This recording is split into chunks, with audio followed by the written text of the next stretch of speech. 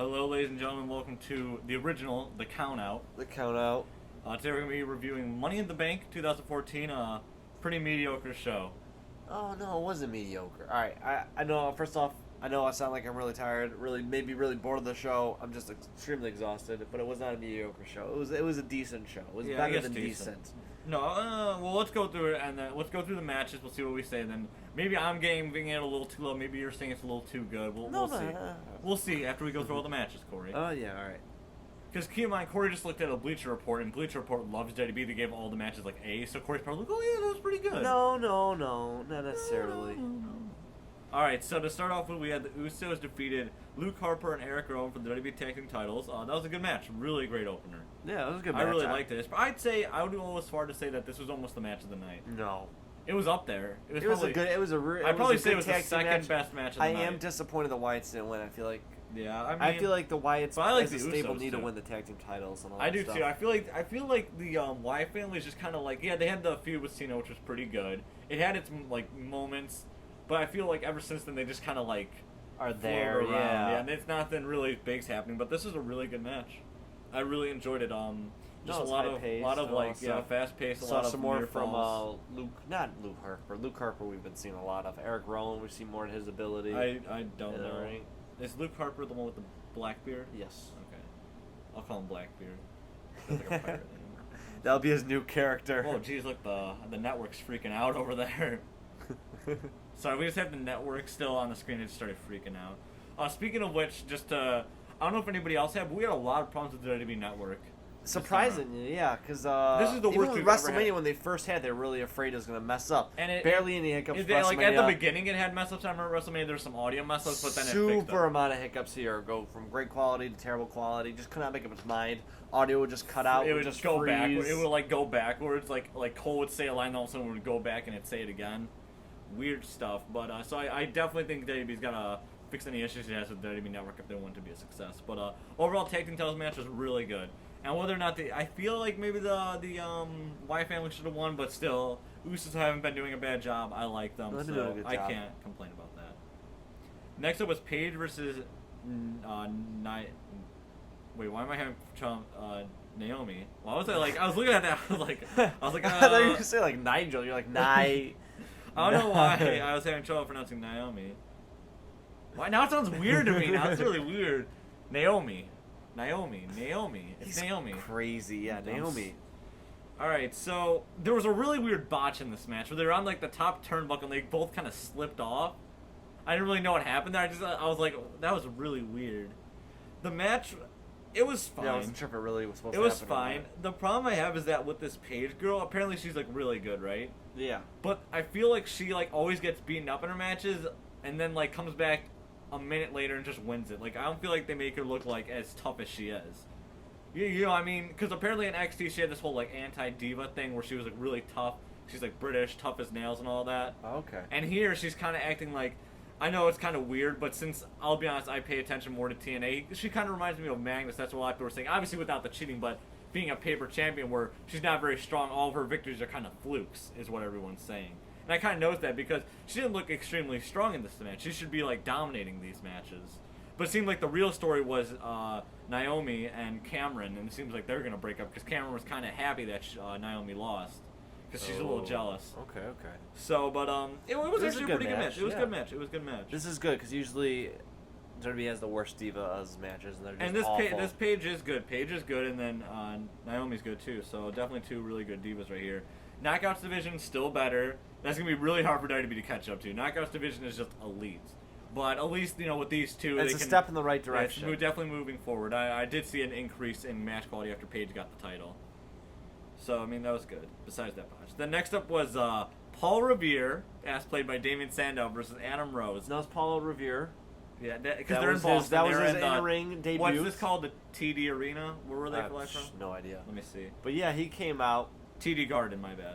Paul Revere made his WWE debut, and then Adam Rose came out. Unexpected match. They had a match. What a treat. It was No. fun. But it wasn't like great. I mean, it was I don't cool. think it was like a Raw match, and I don't know why it was really on the pay-per-view. You could have given more time to another match. But can I tell you what my problem with this match is? I don't think any other match needed more time though. What Every the match heck? was pretty long. Yeah, I don't know, but still, I mean, it's okay to have a I think it was comedy good match. because it made it longer, made the whole pay-per-view longer. Yeah, I think. Yeah, but still, I mean, just like it sucks what's happening to Damian Sandow. Like, I'm not a huge fan of him, but just like seeing this, you're like, what's the end game for this guy? What are we going towards with him? So I don't know. I mean, I didn't really like it. I just. No, I don't know. you're saying. Lucas, I was telling Lucas. And I don't like this. Didn't Damian Sandow won Money He in the Bank? He last won year? the Money in the Bank last year at this exact pay per view. Let that be known. Let that just how sad that is. Just let that That's what the sink Money in the in. Bank does to people. Watch Seth Rollins in a year losing to the Bellas. Or our truth. Yeah, or our truth. Where is he, by the way? Isn't he working on a rap album or something? Yeah, I don't know. Good for him. But yeah, I didn't like it. And I don't like Adam Rose. I don't see like the long term. I know he's a comedy character, but I don't think he's that funny. Like it just comes out, he's like, "Don't be a lemon, be a rosebud," and then he's like, "Nah, I dance around." I don't really like the. They try to shtick. punch him. He like falls into his Yeah. crowd of people. I don't know. I'm He's not a all huge right. fan of it. I don't like it. Next up was the Money in the Bank ladder match with Seth Rollins. He got the briefcase. This was decent. It was a decent match. It was yeah. pretty good. It's some I feel like cool- it's impossible for WWE to really put out a bad Money in the Bank ladder match. They had a giant superplex spot, which is pretty sweet. With Just Seth completely Rollins. ignore what I said, but hey, Sorry. that's all right. Well, because I was thinking about that spot, and they were like, "Oh, look how deadly it is! Like these guys are gonna be down forever." But I was like, you know what? We've done plenty of those in WWE SmackDown, WWE 2K. No, yeah. Well, I mean, they're fine. You know, they Yeah. get up within minutes, No, within I seconds. mean, I guess the problem was, and I don't know if it was just me or if like the audio was messed up. I didn't feel like the crowd was very loud. It didn't seem like they were like extremely crazy about any of the spots. The best spot of the match though was when Kofi Kingston like kind of threw Seth Rollins. I think he did kind of like a suplex, but no, he didn't really do a suplex. He kind of just tossed Seth Rollins over, and then the ladder was like made like a bridge between the rope, and Seth Rollins landed on the ladder, and he like bounced up and landed on the ladder again. And then the ladder. I looked it up. I'm bounced sure and there's he like a fell. GIF or whatever somewhere, a GIF or what. I don't know how to pronounce it. No idea. It was really cool, but the problem with this match is that it just felt like kind of like it didn't feel as. I don't know what to say because it was good and there were some really good moments. No, I could even. Look, so Kofi Kingston is putting these matches just like he's putting Royal Rumbles to do his thing. He's a very extremely talented individual, and unfortunately, he's never going to be rewarded by WWE for the big one. WWE will never give him the big one or give him a good rating. Although I will say that when I knew he wasn't gonna win. I knew he was like one that was never gonna win it.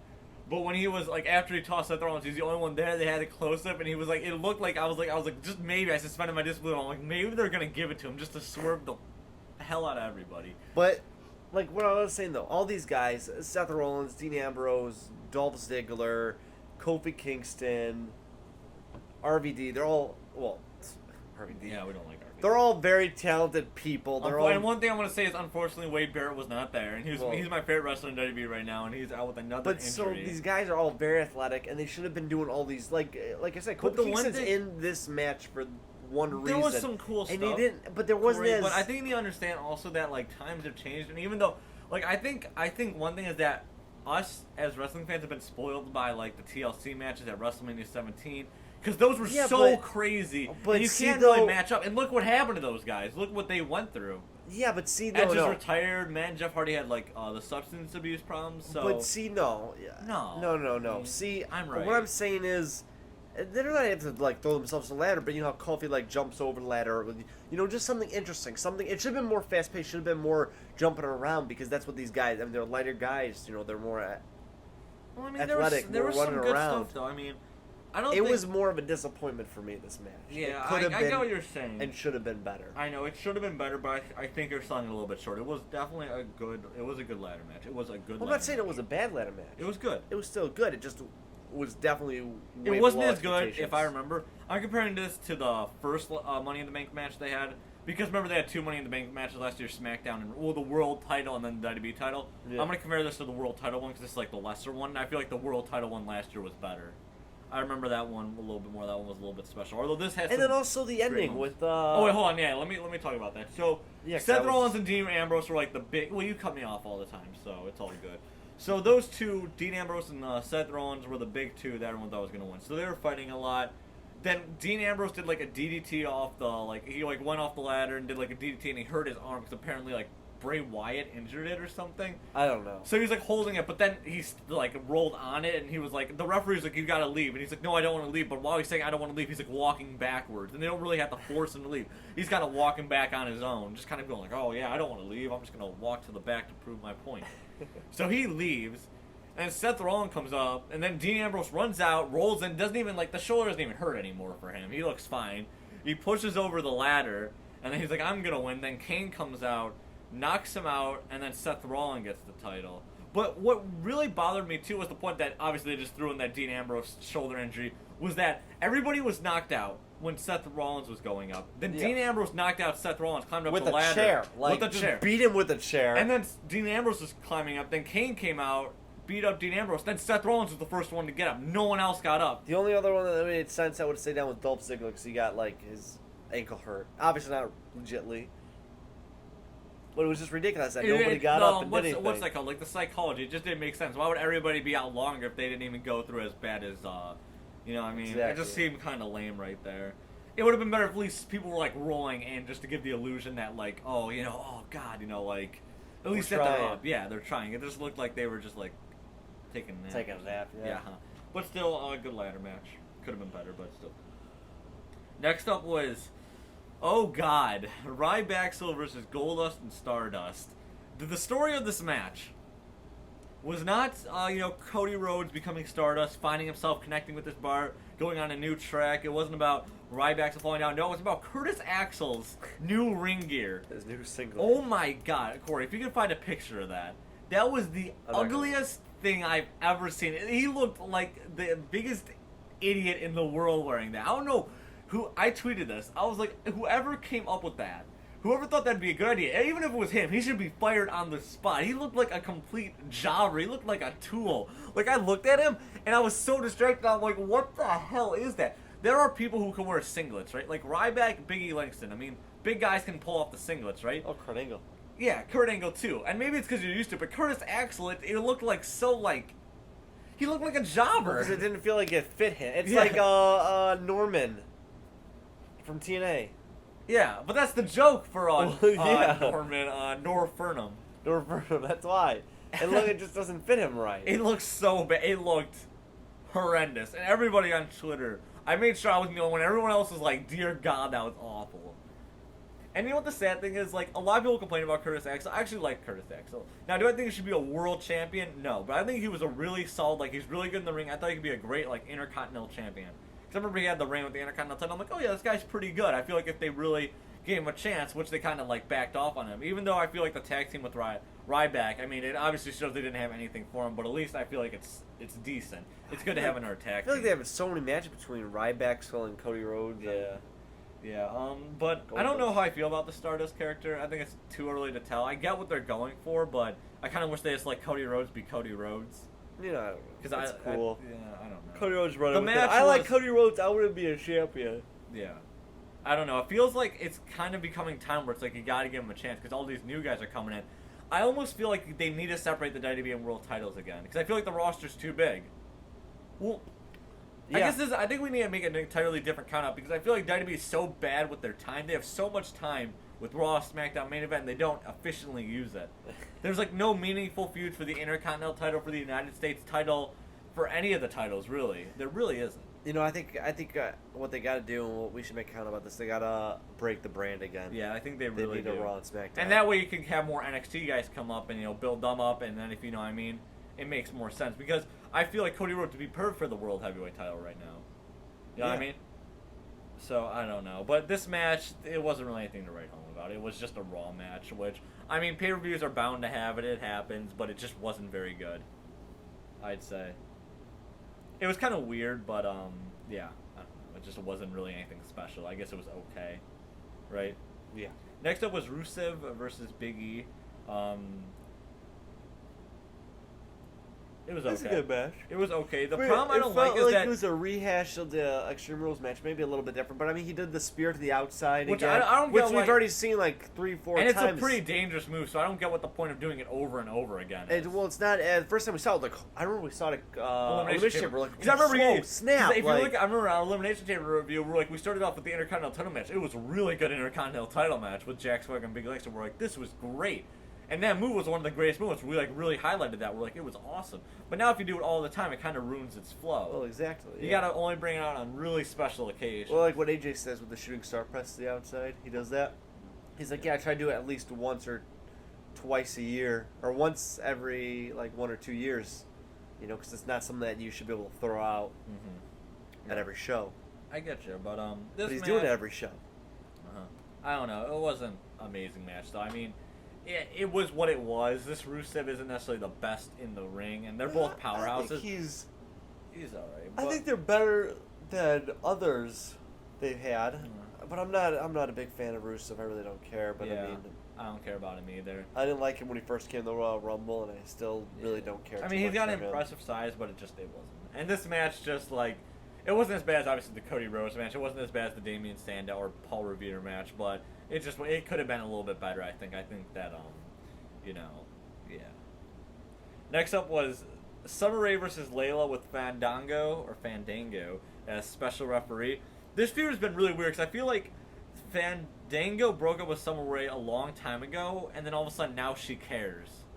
It's because it took her a while. First she's like, yeah, like I'm pissed, and she was like watching her like Lifetime movies and eating chocolate and crying. Now she's like, you know what? I should. I feel like they forgot to put that in the promo video. Am I right though? They broke up a long time ago. I don't remember. I feel like they did, and now I feel like. Yeah, and why does she want? Why does she want him back now? Because isn't she like a babyface? She wants to be with him. Why does she want to be with a jobber in the first place? Why are these two girls fighting over a jobber? Because he's got the dance moves. Because that's what exactly. He's got the dance moves, and that's what the story. That's what the plot demands. Yeah. This match, safe to say, was awful. Really bad. Any hope from that last Divas match with Paige and if you were looking at, like, man, Divas matches are getting better. They're getting pretty good. Then this match, like, yeah, this match is just really weird. Yeah, it's weird for WWE to have two Divas matches. Fandango really likes triangles, so maybe expect this feud to continue because he really likes triangles. Like cute ones, obtuse ones. Don't even get me started on right triangles. Oh my god. Whoa. Damn. But yeah, this is really bad. And then finally was the WWE title match where John Cena, 15-time world champion now. This was a good match. Very good match. Better than the earlier ladder match. Oh, yes, absolutely. It was so much better. It was just amazing. These guys did such a good job. Randy Orton got busted, I guess, on the top of his head. Because he went to reach, like, his head, like, you reach the left side. I was like, man, it's on top of your head. He's just...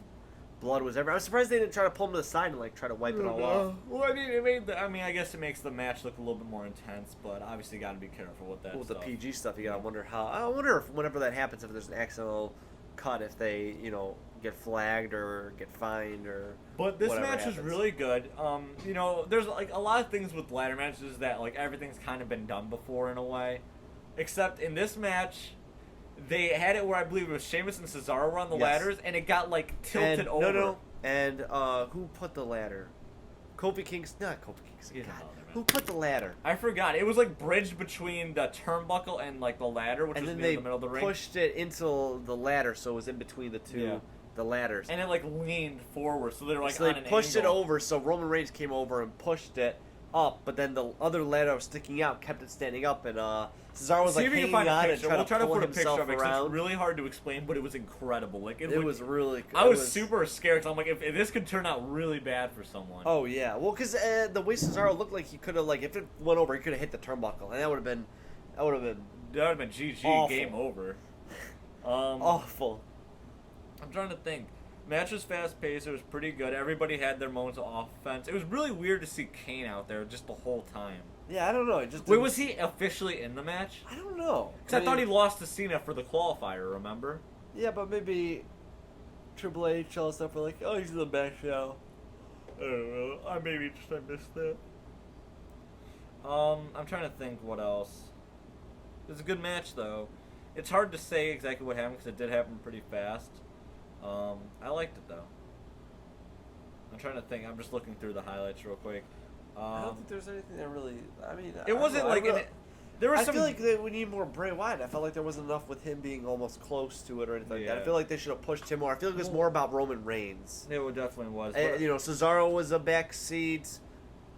Bray Wyatt took a backseat. Alberto Del Rio took a backseat. It almost felt like even John Cena took a backseat until the end. Yeah, when he it felt like it was mainly Roman Reigns, Orton, and the Kane thing, and Sheamus. Yeah. Well, Sheamus, I don't know. I mean, he's cool. He was very big in the match. And I almost kind of wanted him to win a little bit. Yeah, I was like, well, because I don't know. Everyone hates Sheamus, but I've really come around to Sheamus. I think he's pretty good. But, I don't know. Was Cena the right person to win? Apparently they're going to do Brock Lesnar versus Cena. As long as Cena doesn't win at SummerSlam, I don't think it's horrible that Cena wins all the time. Obviously I get annoyed by it sometimes, but I don't think it's the worst. But really, Brock Lesnar has to beat him if they face at SummerSlam. He has to. There's no other choice there. But, yeah, it was a good match. Really good match. Overall pay-per-view, Lucas? I don't know. What do you think? I'm gonna like. I'd say probably a B minus. I was thinking B minus or C plus. I'm between one of those. I'm definitely gonna say B minus. I think there were some matches that were pretty bad, but I think overall it was a pretty good show. I just myself was disappointed in some of it because I expected more, but that last main event really pulled it in for me. I'm gonna say a B minus. Yeah, I'll agree with the B minus because like. Both ladder matches did have their moments, and both were. I mean, the first one was good, and the second one was really good. The tag team match was really good. The Divas match was enjoyable. The first one with Paige. The other ones were really bad. See, I think what happened was that like the first two matches were good, right? Then after, I'd say the first three matches. Yeah, because first two matches were good. Then you had the whole Damien Sandow thing, which wasn't very good. Then you had the ladder match was good. Then you kind of went to this lull where you had like the Ryback match, the Rusev match, the Summer Rae match, and that kind of really was really bad section right there. And then you finished it strong with the WWE match. But it was a good show. It was decent. It was above average, I'd say. Definitely better than I don't know what I'm comparing it to. Corey, you look super high right now. But overall, we liked the show. You guys, leave a comment down below what you thought about the show. Don't worry, Corey's not actually high. He's just really tired. You guys rock and roll. Oh my God, Corey. Rock and roll. Have a good night. Yeah. No, please tell us what you think about it. We love you. Bye.